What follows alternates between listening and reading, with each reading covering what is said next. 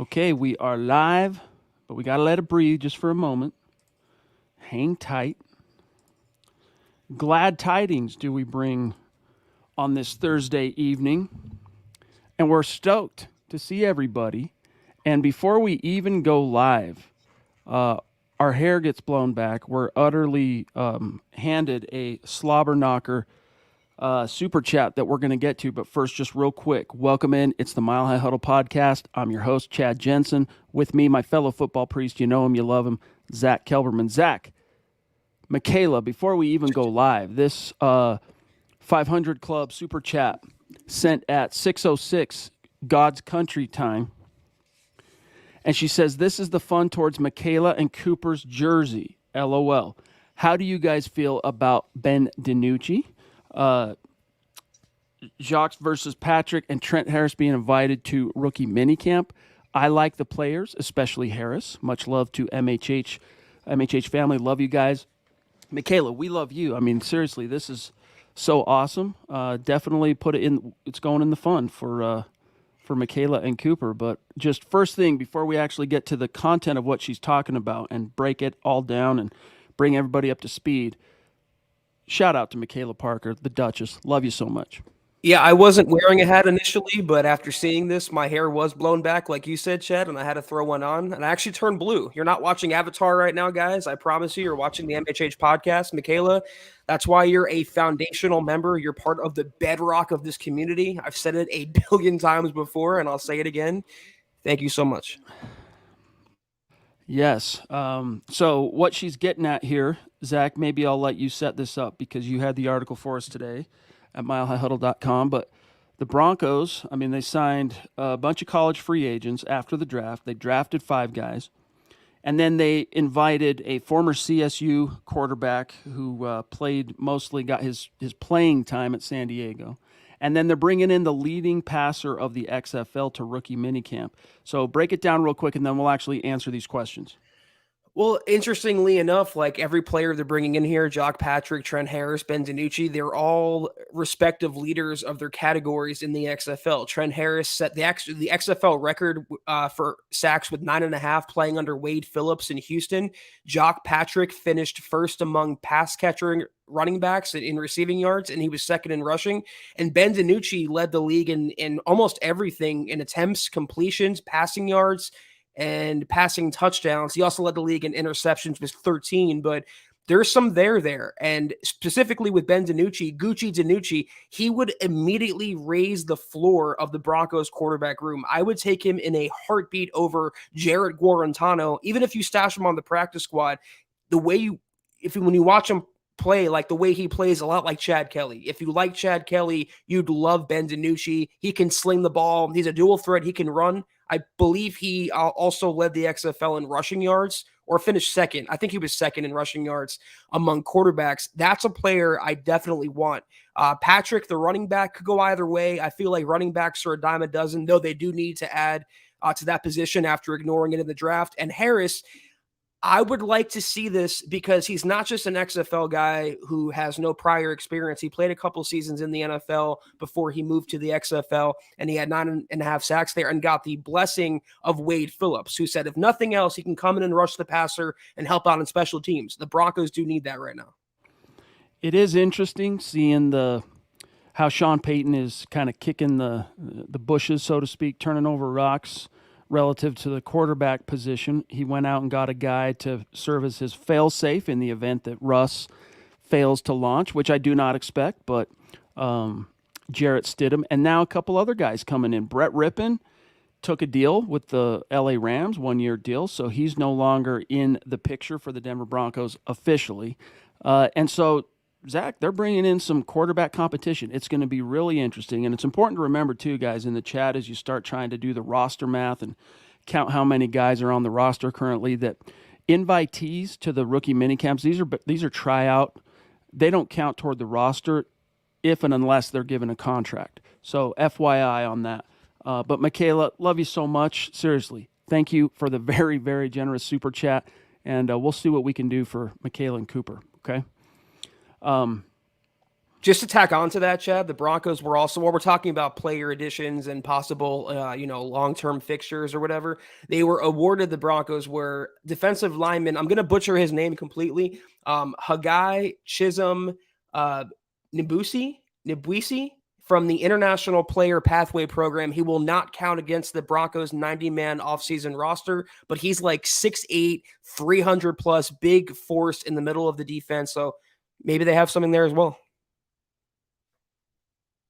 It'd be cool to see it work out and see that program have some success, and especially if the Broncos end up becoming a poster child for that, would be very, very cool. But Zach, what do you make of this, the quarterback thing? I mean, you've got it covered as far as like fail safes. If Russ doesn't work out, you've got Jarrett Stidham. What do you think is the thought process behind bringing in a couple more young guns to kind of kick the tires again? I mean, they handed Stidham 2 years, $10 million, pretty sizable guarantee. I thought that would lock him into the backup job, but you can never have enough quarterbacks, especially when you're looking for a young player that Sean Payton could develop. I think, and this is my opinion, I could be totally wrong, I do believe Jarrett Stidham is relatively safe. It comes down to that quarterback 3 spot, and not necessarily on the 53, but maybe on the practice squad. That would be Jarrett Guarantano, a holdover from last year, versus potentially Ben DiNucci. And DiNucci was a 7th-round pick of the Cowboys back in 2020. He has some starting experience. And again, the way he plays the game, a fiery competitor, live arm, he's a risk taker. If you liked Chad Kelly, I think you would like Ben DiNucci, and maybe Sean Payton would as well. So one thing interesting about this cat, I hate butchering names. They didn't provide in the press release, Zach, pronunciation for Ndubuisi, maybe it's just Dubuisi. 6'7", 323, but he played offensive tackle last year. Arizona, and the Broncos, it sounds like they're playing him at defensive line, which 6'7", that can be quite the impediment in the middle of a line of scrimmage for opposing quarterbacks if the dude pans out. I'd rather him play defensive tackle for the Broncos than offensive tackle. They have 2, solid players there already. They don't have much help on the D-line, and they didn't do much to address it in the draft. So, again, we'll see how that shakes out. Fortunately, he is roster exempt for the time being, and he will be participating in the rookie minicamp starting next weekend. Sam Bam jumped in early as well. Love you, big dog. Thank you.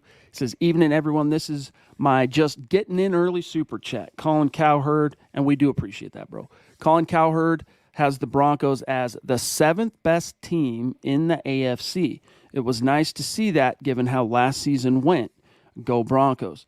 Yeah, Colin Cowherd, Zach, it's interesting because on one hand, he's a guy who over the years I've come to kind of tune out some of his analysis because it just is a little too hot takey. Some of his predictions are just ridiculous and don't come true, at least relative to the Broncos. But the closeness with which he was with Sean Payton that one year, this last year that Sean Payton was at Fox and doing the media thing, and during the hiring cycle, all the one-on-ones, he'd bring him on the show, and some of the nuggets he broke relative to the Sean Payton sweepstakes. When he talks about the Broncos now that Sean Payton is in the fold, I do listen. I'm a little bit more inclined to listen to what he says. Now, this is a prediction, right? I mean, anyone can pull a prediction out of their you-know-what.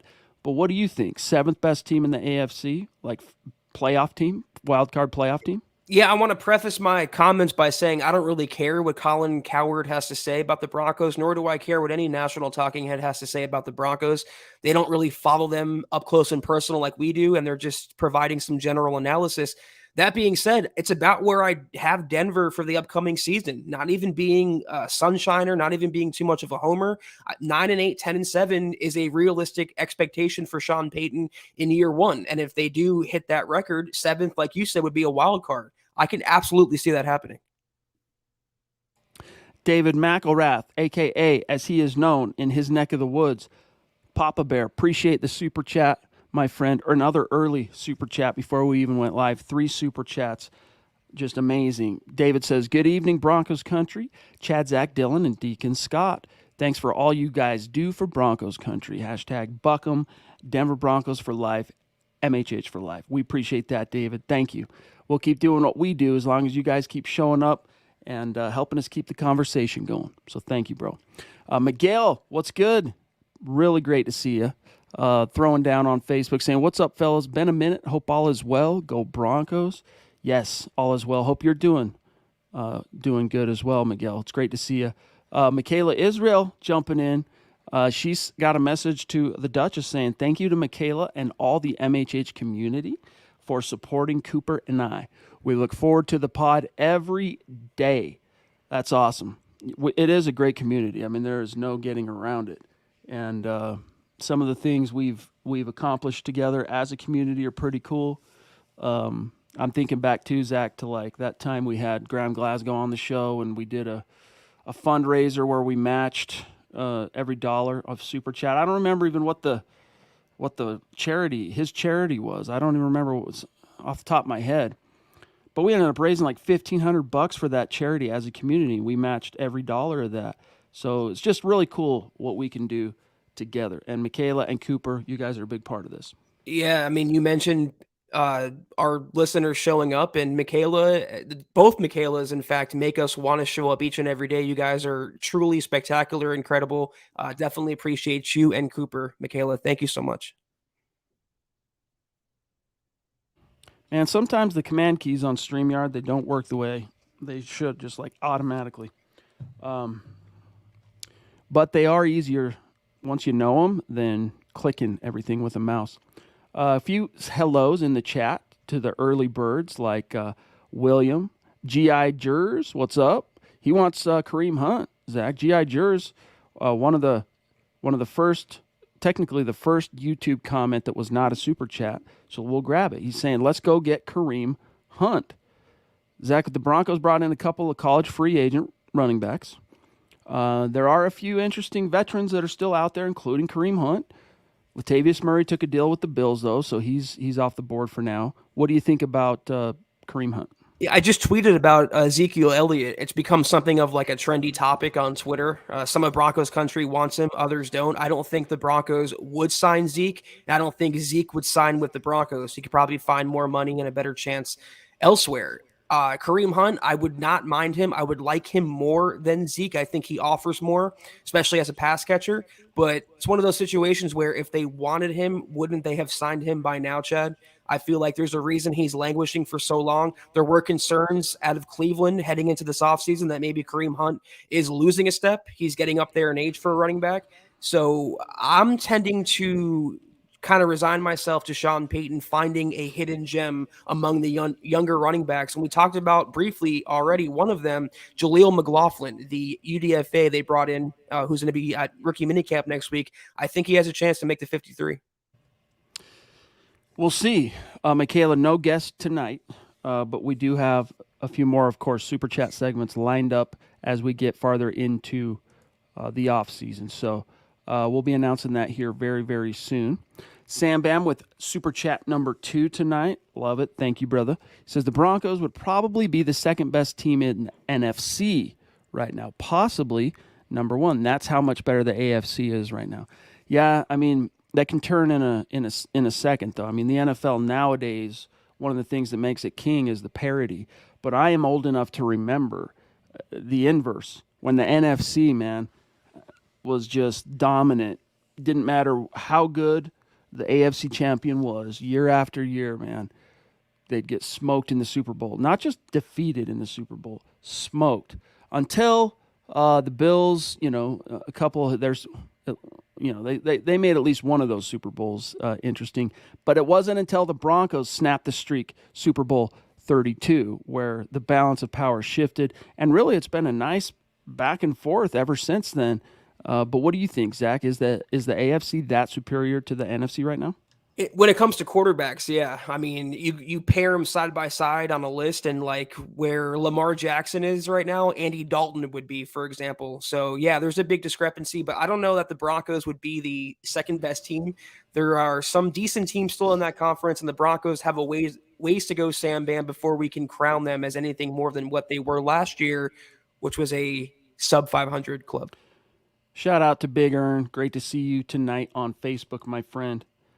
Scott's reminded me the missed kick, right? Scott Norwood was Buffalo's first Super Bowl against the Giants. Only one of the four that they were favored. Yeah. Man, that was a really cool Bills era, though. A good team. Have you ever watched the Missing Rings? You know, like they do America's Game for the Super Bowl champs, NFL films. And then they had a nice series running for a while there called the Missing Rings, where they would do basically a America's Game production on the teams that shoulda, coulda, woulda. Bills are one of them. Minnesota Vikings, you know, the Tarkenton 0-4 in the Super Bowl Vikings.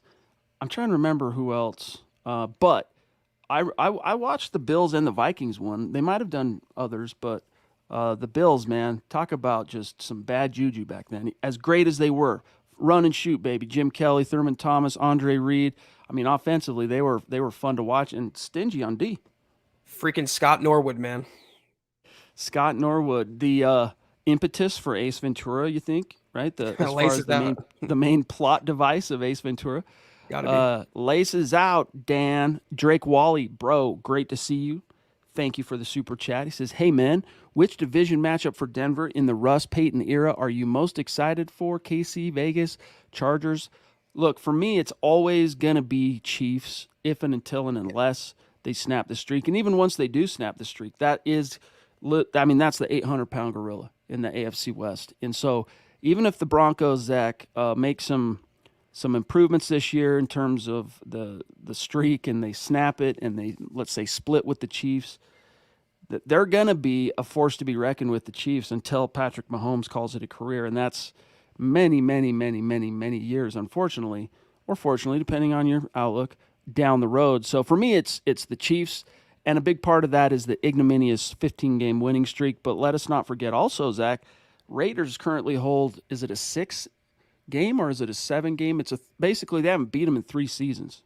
The Broncos have not defeated the Raiders. Ugh. It's pretty sickening, honestly. I can understand Kansas City to an extent, but not even conquering the Raiders once in the last 3 years is pretty disgusting. But you're right. If you want to be the best, you have to beat the best. But on paper, the easier matchup here is Vegas. I am not really impressed by their defense, despite adding some defensive help in the draft. And it's only a matter of time before Josh McDaniels is that team, like he is prone to do. I think the Broncos will end that streak and maybe even get the sweep this season. Howie, what's up? Great to see you, my friend. Buckham, Jersey on the way. Friendly Giant with a super chat saying, speaking of underdogs, should we be excited about Christopher Allen, the college free agent rush linebacker out of Alabama last year?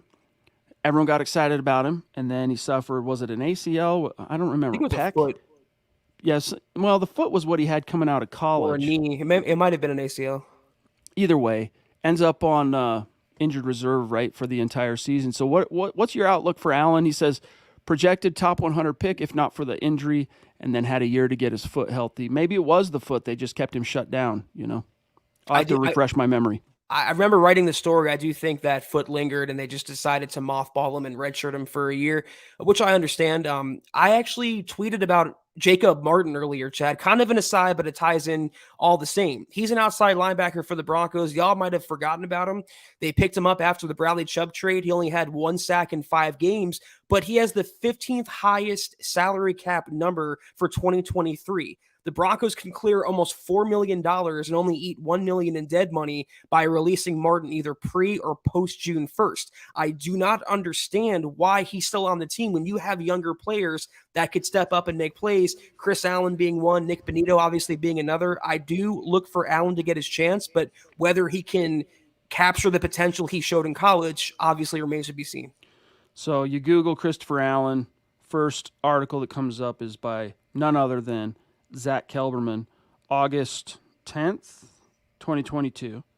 Mothballing Allen stems from the foot injury suffered. So that was the same reason, Zach, the injury that lingered that basically choked out his final season at Alabama. So interesting stuff, man. He's had a whole year plus, really, to get on the mend. So he could end up becoming something quite interesting for the Broncos. Divine Breaks in the house, throwing down a super chat. Great to see you. Thank you. Patronizing the morning shows, patronizing the evening shows. We love you. What is y'all's prediction for the Broncos record this year?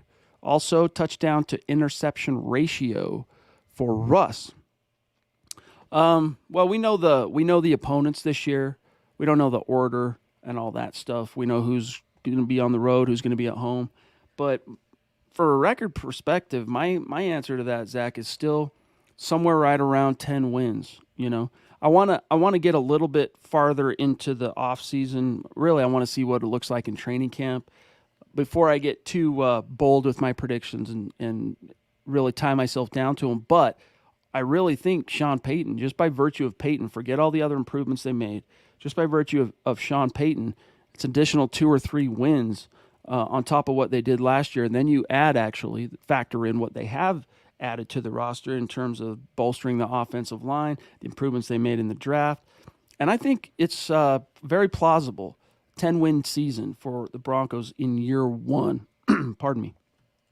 And also overhauling the strength and conditioning departments. That's going to be such a huge boost for the team, not having 25 players on IR. Last year we were talking 11 or 12 wins under Hackett and Russ. I'm going to bring it down a little bit just because we all touched the hot stove and got burned.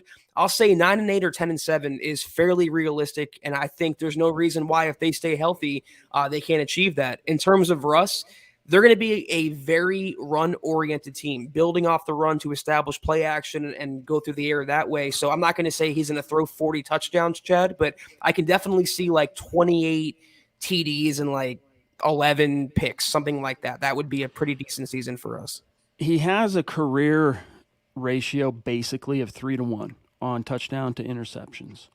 And I think, first thing is figure out where you see the touchdowns coming in, and then it kind of answers itself. And dude, could you imagine when's the last time a Broncos quarterback threw over 20 touchdowns in a single season? It's been a minute, guys. It's been a minute. And that's no one's writing home about 20 touchdown passes, right? Google it, Zach, because mine gets all bogged down. It's Peyton or Case Keenum. It's one of the two. Keenum was 18. Keenum threw 18, if I remember. Yeah, he did. It's got to be Peyton. I'm going to look. Peyton Manning, probably. Scott's got it. Here, what do you got? Scott says, yeah. Oh, talking about Allen. But either way, I'm going to say like 25 touchdowns for Russ. 6-7 interceptions, maybe as many as 10. But it's going to be about quality over quantity with the passing game this season. So I'm stoked to see it. But even 25 touchdowns, guys, what that does to change the outlook of this team, you cannot sleep on it. I mean, last year, what was it, Zach? 16 touchdowns, and every one of them was like pulling teeth, getting a touchdown pass out of this offense. But you got it? Who was the last 20-plus touchdown passer? Scott said Teddy had 18. I thought it would be Case Keenum. It's not Drew Lock, obviously. It wasn't Teddy Bridgewater. It wasn't Russ last year. It has to be Peyton Simeon? Manning. I think he threw 18 or 16 in 2016. This is going to bug me, guys. When you see me looking down, I'm doing this on my phone because StreamYard's been boggy lately when we try to open another tab. So let me just look at this. Simeon had 18 in 2016 and 12 in 2017. Then it was Peyton Manning. Peyton Manning was the last quarterback. That's so pathetic. Holy smokes. All right. Colby, thank you for your patience, big dog. Great to see you. Appreciate you. After the draft, I'm still worried, he says. Have we done enough to shore up the O-line? And what do you guys think? Again, the nit I have to pick in the 2023 draft class is that they waited till the last pick of their draft to address O-line, and they neglected offensive tackle in the draft. They need a swing guy. It's looking like, Zach, either Zach Strief / Sean Payton is really high on one of the guys currently on the roster for that job, for that swing job, or they're going to maybe kind of wait and see what it looks like in camp and budget a little bit of that Evan Mathis money and sign a guy who gets clipped by somebody else. I've been watching too many Mafia things this last couple weeks, dude. Clipped. A guy who gets cut closer to, the summertime once the cleats hit the grass. So I don't know. That's my biggest thing is offensive tackle depth. But interior wise, Zach, I mean, we obviously know the strides they made in free agency with the O line. Mike McGlinchey, right tackle, Ben Powers, left guard, Lloyd Cushenberry getting reprising his role as a starter at center. Garrett Bowles is coming back at left tackle. So that's a pretty formidable starting five. Inside, as of course, Quinn Minor's right guard. Inside, you got now the rookie Alex Forsyth out of Oregon, can play guard, can play center, primarily a center. You've got Luke Wattenberg from a carryover from last year as well. And then really it's Kyle Fuller, the former Seahawks center. I'm trying to think who else. But depth is the question here, really. I like what they have up front starting-wise. It's the depth that you got to worry about. Yeah, I mean, Cushenberry right now is the starter, but maybe Alex Forsyth beats him out by some chance, the Broncos' 7th-round pick.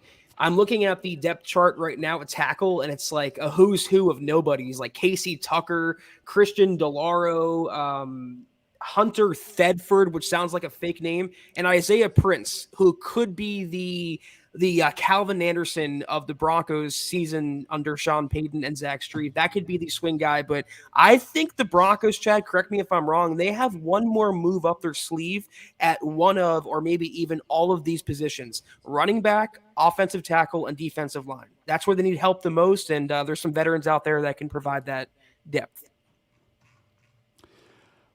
But I am stoked on everything else, and that offensive line, some of those issues. I mean, if you get a little bit of luck, Zach, relative to the injury bug, then it's much more of a non-issue.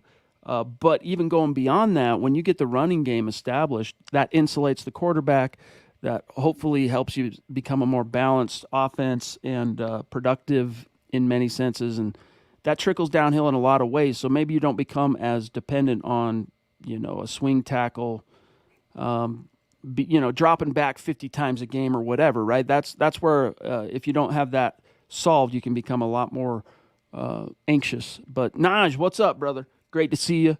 Love you. Pivotal, Mount Rushmore member of our community. He says, hey, brothers, if Javonte is unavailable early, do you see Samaje Perine as a 20 carry a week back, or do you see one of these undrafted rookies making the team? I'm with Zach. I think probably one of these guys ends up impressing this summer and makes the team. But I definitely think the Broncos view Perine as an RB1, like bona fide RB1. And this dude's a mountain of a man. I mean, this is a guy that, no sweat, Zach. You want me to tote it 20 times a week? Check. You got it, coach. But the wisdom of that, I don't know. I mean, it is a different era. That used to be commonplace, but individual guys. But what do you think? Perine also views himself as a number one guy. That's why he wanted to leave Cincinnati and come to Denver for more opportunity, meaning more carries, and I think he'll get that. To your point, though, you're right. In the NFL nowadays, I don't think anyone is a 20 carry a week guy unless you're like the top of the top, like a Nick Chubb, Saquon Barkley, and Perine is not that. The problem here, though, is if you were to suit up for a game tomorrow, your number 2 running back would be Tony Jones. That's not good enough. So you have to have a better player in tow to spell Perine, and that's why I feel like one of the young guys, whether it's Demarie Crockett, whether it's Tyreek McAllister, whether it's Tyler Batty, or whether it's Jaleel McLaughlin, one of those guys, or Jock Patrick, the XFL player, has to step up and make a name for himself because there's a path to playing time immediately. And look, regardless of what we think about Perine, Sean Payton views him as an RB1 dude. So if you get Javonte back at some point this year, close to the version that he was before he got hurt, man, the Broncos are going to end up being possibly very rich at running back. Howie, brother, he says, does Greg Dulcich have a breakout year and in year 2? And how do you see him fitting in the Sean Payton offense? I'm a little mystified on this topic, Howie. Okay. It's an interesting one that you bring up because, Zach, I think both of us, when Sean Payton was, obviously the number 1 candidate to be hired, and you think about his resume and some of the prolific tight ends of his offenses in New Orleans, from Jeremy Shockey back in the day to Jimmy Graham and all that stuff, you think that bodes well for a pass-catching oriented young tight end like Dulcich or Albert Okwuegbunam. But then he's been hard pressed to get a compliment on Dulcich out of Sean Payton since he arrived. And then they go and they bring in two veterans, right? Exactly. One's who's Chris Manhertz, who's primarily a blocker, and then Adam Troutman in that draft day trade, who Sean Payton loves as both a Y tight end and an F. He can move. So I'm not sure on this. I'm questioning this, Howie, as much as everybody else. But I think you're going to see, Zach, a lot of two tight end sets this year. So that bodes well for all of them. I mean, you're going to have one guy in line that's going to be a more proficient blocker, and that's going to be a Troutman. That's more often than not with a little relief from maybe Manhertz if he makes the roster. And then that other guy, you're going to see him running routes out of 12 personnel in line, moving around, doing things. And that guy will probably end up catching a lot of passes, and it probably will be Greg Dulcich. Yeah, I mean, when they signed Manhertz, I was like, okay, they have to replace Eric Tomlinson and Eric Sauber blocking tight end. That's fine. But when you trade on draft day for a former Saints tight end, that signals to me that Dulcich doesn't have a entirely firm grip on tight end one duties. And it kind of reminds me of when Mike McDaniel got to Miami last year. They had a really good move tight end in Mike Gesicki, and he barely played under McDaniel because McDaniel was used to that full body George Kittle type who can block and catch as well. Dulcich has a ways to go before he's a two-way player in a sense as a blocker. So he'll get some run, but him leading the team in receiving, for example, is improbable. Phil, down in Tucson. Love you, big dog. Thank you for being with us and the support. He says, good evening, Chad, Zach, Deacon Scott. The biggest road to success this year is keeping players healthy. Obviously, last year was a combination of coaching and health. I think we sweep at least one team in the conference and split with the others. 10-7 record. Buckham, MHH for life. Go Broncos. I love it, dude. Yeah, I mean, that's always kind of the pivot point in what decides the fate, oftentimes anyway, of an NFL team, Zach, is how they're able to fend off the injury bug. Like 2015, for example, that Broncos team that went all the way. Scott, by the way, says, you go 4-2 in the division, you're winning more than 10, probably. Odds would say yes on that. But 2015, Zach, other than Peyton Manning getting hurt and being gone for a good stretch of that season where, Brock Osweiler had to carry the water, and he did. He stepped up to the plate. The Broncos were remarkably fortunate. Not to say that they didn't have injuries and guys didn't go down for little stretches here and there. I remember DeMarcus Ware being hurt for a time. But they got lucky in that it all came together at the right time. And by the time they, Zach, weathered the stretch run and then the playoffs, they were able to stay pretty healthy. And luck does play a role in that. Luck does play a role in that. So that's why the Broncos made all the changes in that department that they did, right? They brought in an actual executive to brainstorm and run that whole thing, plus whole new coaching staff on the strength, conditioning, sports science side of things. It plays a huge role, and injuries are part, preparation and prevention, and part luck. The war of attrition. It's become a cliche, but it's so true in this sport specifically. If you look at Kansas City in the Super Bowl, for example, they were like the healthiest team in the league. That's how they roll, and that's why they're so successful in part.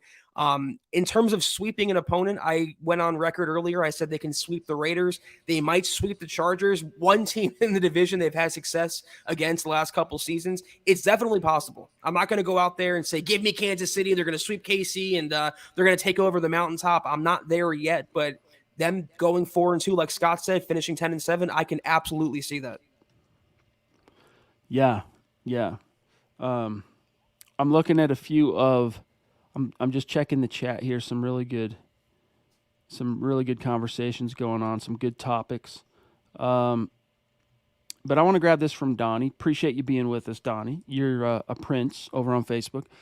Wants to know what we think about J.L. Skinner, the 6th-round safety out of Boise State. He says, I think he's going to be something big for us. Zach, this was a guy that, if he doesn't suffer a pec injury, what was it, 2 days before the NFL Combine, he gets drafted much, much higher than he did as a 6th-round guy. How he kind of tying this together, is he a good answer for tight end coverage in the West?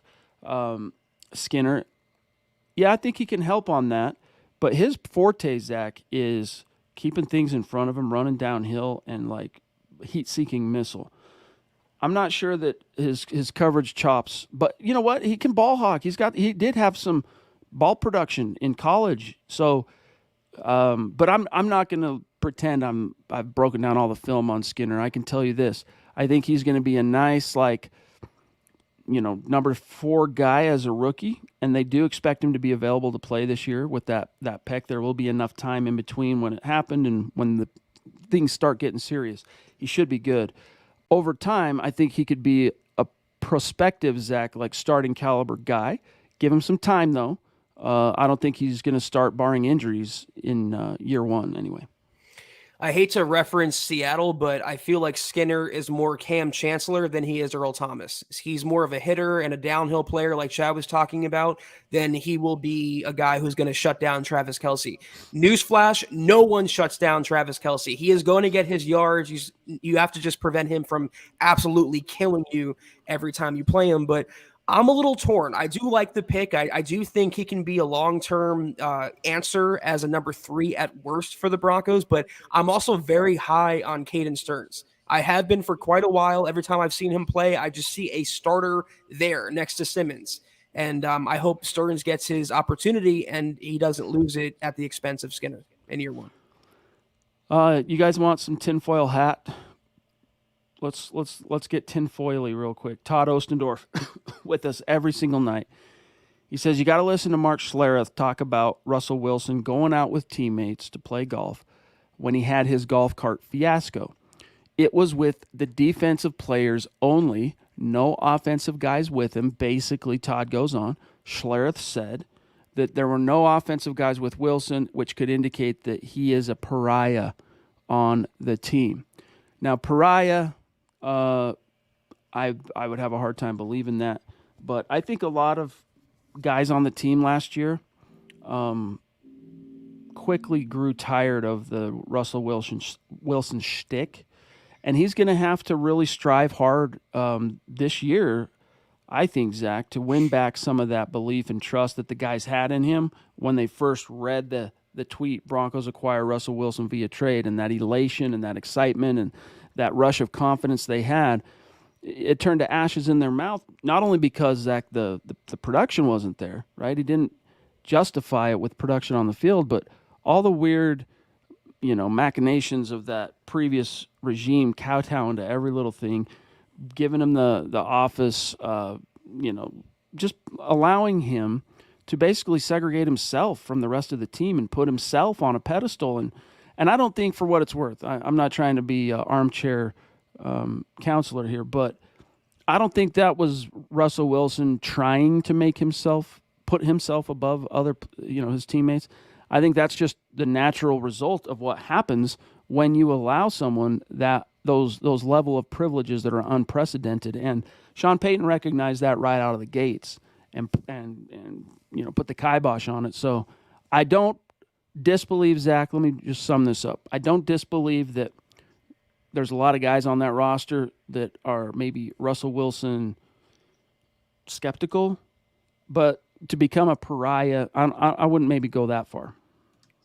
This whole conversation, not what you said, Chad, just the premise of what Schlereth is saying, that the fact, if I read the comment correctly, that no offensive players were with Russell Wilson on the golf course, like who really cares? I mean, he was with Simmons, who's a team captain. He wasn't even driving the golf cart. I don't know why we're talking about this, and we only are because it's Russell Wilson. No other quarterback, hell, no other player in all of sports gets the negative coverage that Russ consistently gets, and I, for one, won't add to it. I want to see what he can do on the field, and we're all hopeful he will rebound under Sean Payton. No one, Chad, I'll say it again, no one is a 9-time Pro Bowler, Super Bowl champion, plays lights out one year, and then goes to crap the next year. It just doesn't happen. I firmly believe that was more Nathaniel Hackett and the other circumstances than it was Russ completely falling off the rails. And look, it all goes away if you win. It all goes away. All the whispers, all of the rumors, all that speculation and the bad juju goes away if you stack some wins. Like Dylan puts here in the chat, all the stirring of the pot. It's hard to stir the pot right? When you're winning ball games. And so that's the best medicine, not just for Russ, but for everybody. And that's what Sean Payton is about. So Troy jumping in. Thank you for the super chat, my friend. It says coming in late. So sorry if it's already covered, but what are your thoughts on the undrafted free agents? Zach, are there any guys in that group that jump out to you as nice gets for the Broncos? Yeah, Thomas Incoon, the outside linebacker, Art Green, the cornerback, and Jaleel McLaughlin, the running back. I've watched his tape, admittedly on YouTube. I've seen the highlights, and I really do believe he has what Sean Payton covets in a running back. And there's immediate pathway to playing time, even on special teams, because that running back room is so bare and so wide open. Troy, appreciate you being with us tonight, my friend. Philip Plump, good to see you too in the chat. Appreciate the Bridge the Gap. It's awesome. George throwing down as he is wont to do on Facebook, saying great show again tonight, guys. Dem Bronx for life. Hit the thumbs up, guys. Yes. Also a good reminder that we're in the closing few minutes of the show. So any burning topics you have, get them in the chat. And then our giveaways, not giveaways, I mean they are a giveaway, but the drawings, the raffle for the month of April, we will be doing that on Sunday. So make sure everybody is here Sunday night for the MHH podcast. That's when we'll be doing the raffles for YouTube, Facebook, and Apple Podcasts if you left a 5-star review on the show in the month of April. Naj, yes, he agrees that he sees also, Zach, that Mark Schlereth has had a you-know-what for Russ since he came here. And a lot of people have. He became a National Lampoon for reasons we don't need to bog down the show. We all know why. But he has not been very complimentary, let's just say, of Russell Wilson.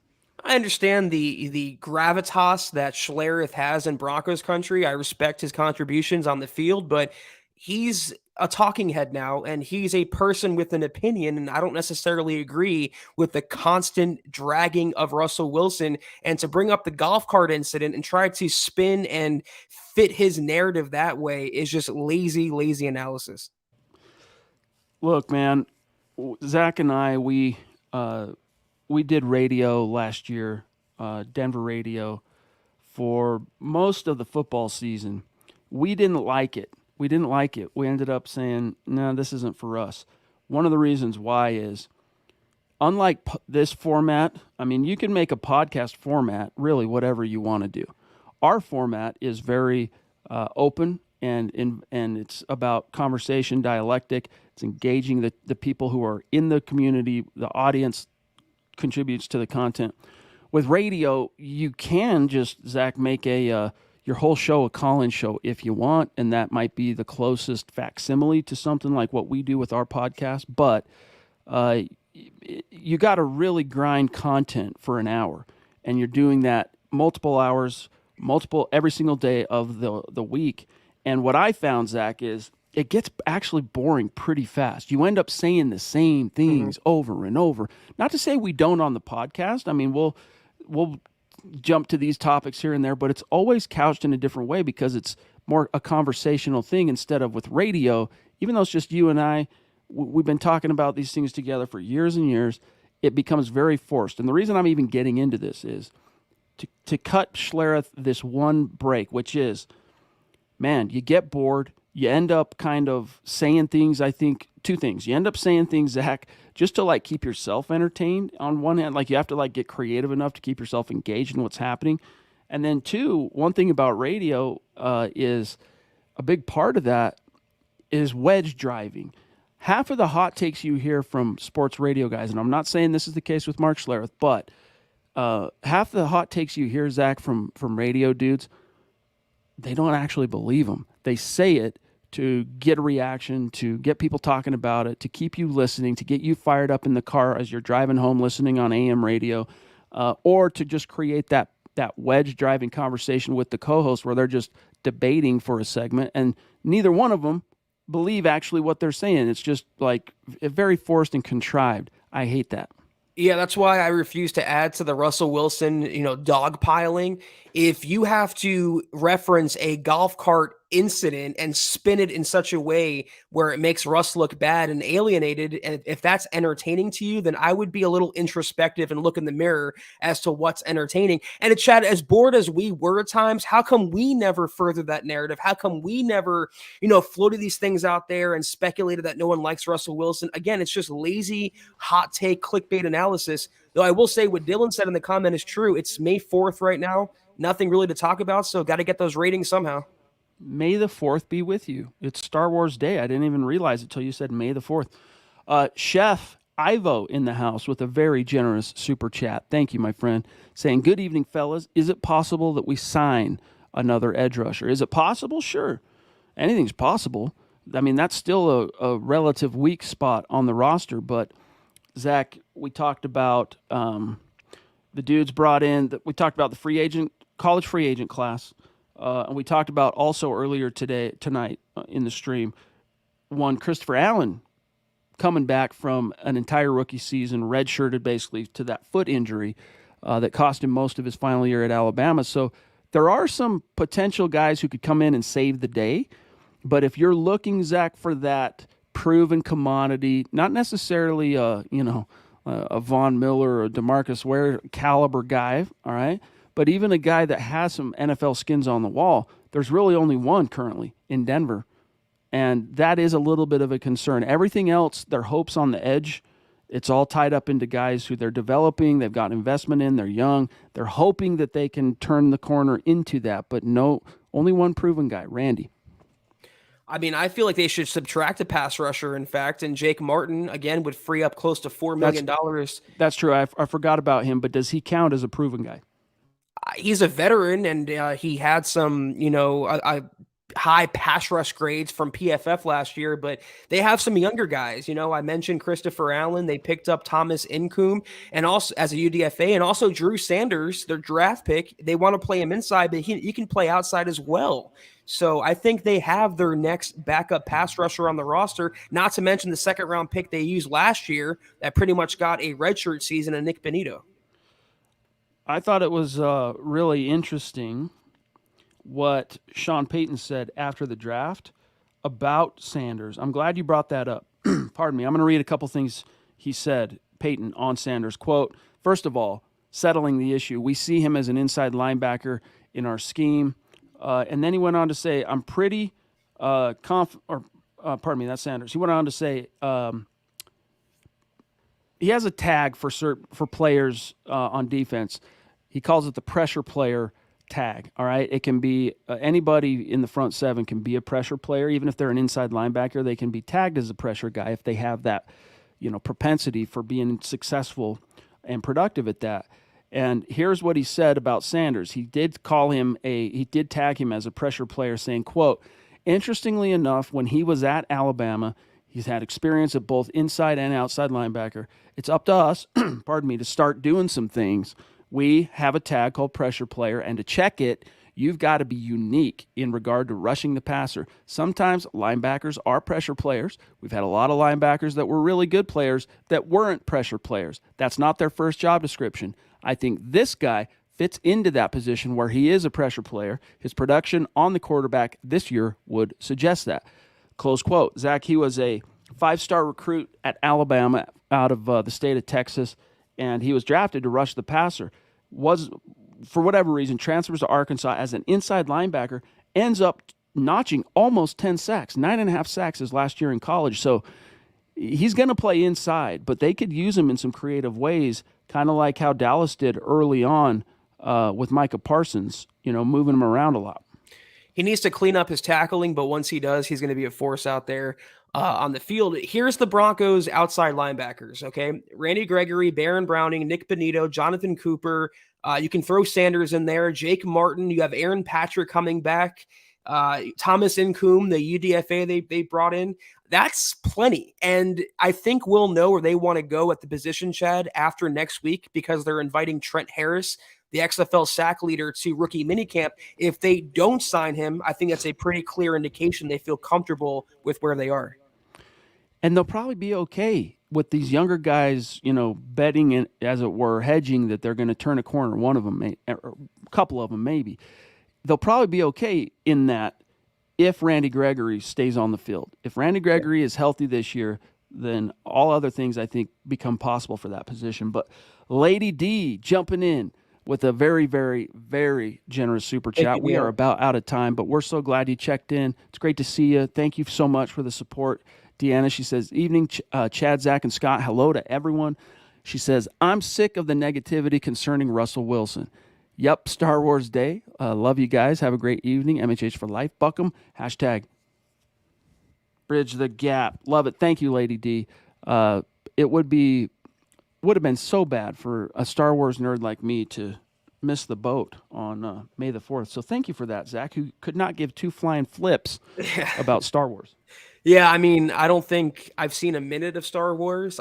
You could roast me for that if you want. I just never got into it. But I do agree with you, Deanna, about Russell. The way it just snuck up over the comment.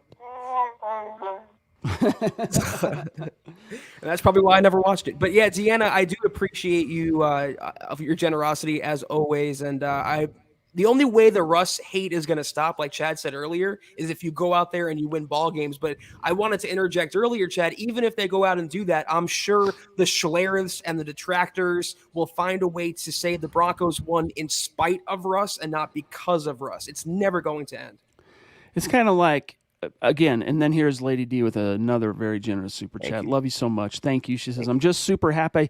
I've got my center. So she's stoked on Forsyth. Very cool. There is something on that topic I want to cover, but I want to finish this thought real quick on Russell Wilson, how hard it's going to be for him to win over certain people. And it's kind of like, I think Drew Lock, for example, Zach, not to compare them on the field, but how Lock derangement syndrome became a thing in Denver. Like, it was a physical thing, all right? It was a true phenomenon. And how would it have turned out for him if he would have gone on in Denver to have a modicum of success? Would that derangement have eventually kind of faded and fizzled into nothing? Maybe, but some people, Zach, became so dug in on him. And that's the same thing with Russ right now. Some people are so dug in on the Russ hate that it won't matter if he walks on water and, produces miracle after miracle. It's going to be hard for some people to just admit the truth or give him his credit if that happens. I mean, Drew Lock to this day is still living rent-free in Broncos country's collective head. But at least Russ is accomplished, or he was before coming to Denver. Again, a 9-time Pro Bowler. He won a Super Bowl. He's a fringe Hall of Famer. Locke didn't accomplish anything in the NFL, so I kind of understood the hate he got. But again, it's just that derangement syndrome, and it's not going to go away. But I don't care. If they win ball games, Chad, people can say what they want. PFF, for example, can give Russell Wilson a 35 grade every game. It doesn't matter if they go out there and they win. It's all we want. Phil says, if I listen to all the BS on Russ, I assume Dr. Phil would have him on. Yes, indeed. This is for Deanna. If you guys saw this story on milehighhuddle.com, I think it went up yesterday, from Keith.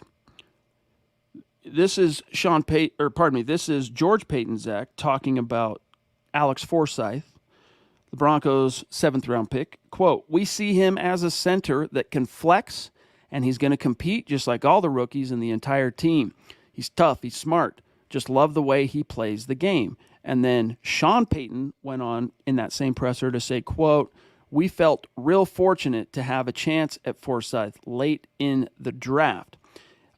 Very interesting because also, Zach, who was it? I'm scrolling here. I'm trying to remember who it was. But he got some props. A lot of people were surprised Forsyth fell that far in the draft community, the NFL draft media community. So he's another guy that, look, he got picked in the 7th round, so that's what it is. He's a 7th-round guy. But there were a lot of people that viewed him as like a middle of the draft, like 4th round, 5th round caliber guy. And that's often where some of the best centers in the game come from, the middle rounds. I mean, even Matt Paradis, he was a guy the Broncos drafted in the 6th round in 2014, redshirted his rookie year, ended up being a day one starter to open up his 2nd year, and served as the pivot on a world championship roster. So we'll see what happens, what fate awaits Forsyth. I mean, Cushenberry was a third round pick, and how has that availed him to this point? It hasn't. Draft status is not the end all be all. You can find a starter at any round. But I just am struggling to figure out where Forsyth can compete, if not at center, Chad. They have Ben Powers, who they just paid, and unless Quinn Miners moves to center, then he's locked in at right guard. So Forsyth, I think, will play center. It's a matter of can he unseat Cushenberry, who has the experience on him, obviously. Keith Brugman, bro, great to see you. This might be our last one for tonight. He wants to know, Zach, did Dalton Risner play his last down in the NFL? And I think because this is May the 4th, we should first see what our co-host Chewbacca from the planet Kashyyyk. Chewie thinks he has not played his last down. I can translate for this cat. Hold on, one more time. Yeah. He thinks there's still a little sand left in the hourglass, as it were, for Dalton Risner. What say you, Zach? Chewy's going to replace me soon, Chad, as co-host. Yeah, I think you're right. He'll find some deal. And what Scott said in the comments here, he'll sign somewhere probably for about half of what he thought he was getting, which is true. He really overvalued himself. And not just that, but his tape was terrible last year. He was shoving backup quarterbacks on the sideline. I'm so happy Denver decided to move on, and they haven't brought him back, even as a backup. That's the bottom line, guys, is even the shoving of the quarterback, notwithstanding, the reality is he has put Dalton Risner, I think in his heart he's a great guy, but he has put some terrible, terrible tape out there the last couple seasons, and that's the bottom line. That's the bottom line, why he's languishing. Someone will swoop him up, though, Keith. Someone will sign him. He might end up being a guy that has to wait. Michaela, we're doing that on Sunday. We're doing the raffle giveaway Sunday night. So be there, be square. With that, though, we're going to dip on out of here. Michaela, so generous tonight. Love you so much. Thank you. Thank you to everyone who tuned in tonight. I think we lost the banner for the MHH pod, but if you're on Twitter, follow us at the MHH pod, the main account on Twitter at Mile High Huddle, the Chad on Twitter at Chad and Jensen, myself at Kelberman NFL, and Scott at Scout Kennedy. If you guys want some merch, Bucka merch, or anything you see us wear on a daily basis, go to mhhmerch.com and get yo swag on. And if you haven't, go to facebook.com/Mile High Huddle pod. Be sure you're liking that page and following that page. If you're on Instagram, follow us at mile_high_huddle. If you're on Apple Podcasts, be sure you're leaving your football priest a 5-star review for a chance to win some of that merch each and every single month. But if anything, please subscribe, like, and share this video and every video you see on the MHH channel. It really helps us grow and reach more Broncos fans just like you. Love it. This is being a little bit slow, so bear with me one sec. I'm trying to bring it up so we can give our shout-outs for tonight to our great supporters. So since it's being slow, I'll start with – there we go. Now we're cooking. I'll start with Facebook. Much love and respect, Phil. Thank you, bud. Howie frickin' Day, Colby C. Collier, Miguel, George Fox, and the ladies of MHH showing out with gusto, starting with the Duchess, Michaela Parker, 500 Club to open the show. Unbelievable. Lady D. We got Sam Bam in the house, David McElrath, Michaela Israel, again, ladies of MHH, throwing down. Drake Wally, thanks, bud. Friendly Giant, Divine Breaks, Naj, legend. Troy, Chef Evo, much love and respect. Love you guys. And make sure you're there Sunday night. Be there tomorrow for Legends of Mile High, early in the morning, right? Tom's show on the Bright. Dove Valley Deep Divers, Friday night. Orange and Blue View, Saturday night. But whatever you do, make sure butts are in seats for Sunday night's MHH podcast because we will be doing the raffle. Have a great weekend, y'all. Thank you again to the Michaelas and everyone else for tuning in tonight. Take care, and as always, go Broncos.